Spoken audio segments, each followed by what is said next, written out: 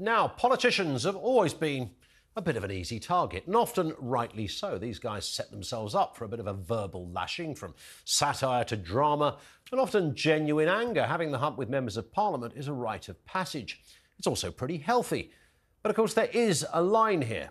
Wanting to carry out acts of violence or even death to our political masters is not OK. Today, the Justice Minister and MP for Finchley, Mike Freer, says he's stepping down after a series of death threats and an arson attack on his constituency office. He served his area for 34 years. He and his staff even have to take to wearing stab vests when out attending public events after a group called Muslims Against Crusades had threatened to stab him to death over his pro-Israel views. The group is inspired, guess who? By the hate preacher Anjem Choudhury.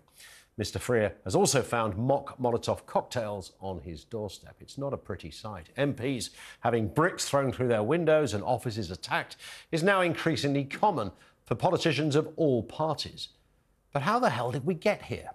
Well, in the case of Mike Freer, it's become even more sinister after he revealed he avoided being murdered after Ali Harbi Ali, the man who went on to kill the MP Sir David Amess, had previously been seen hanging around his constituency office.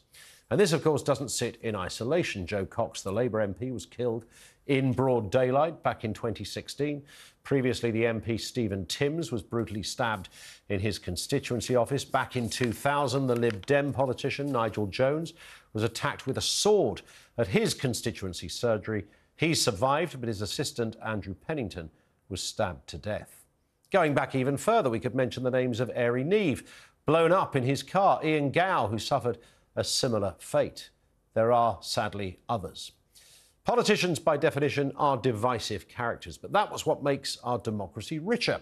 Whether you're on the left or on the right, an environmentalist or a member of the monster-raving loony party, you are allowed a voice. And if you've been democratically elected, you have a responsibility to showcase your ideas and beliefs, and if need be, shout them from the rafters.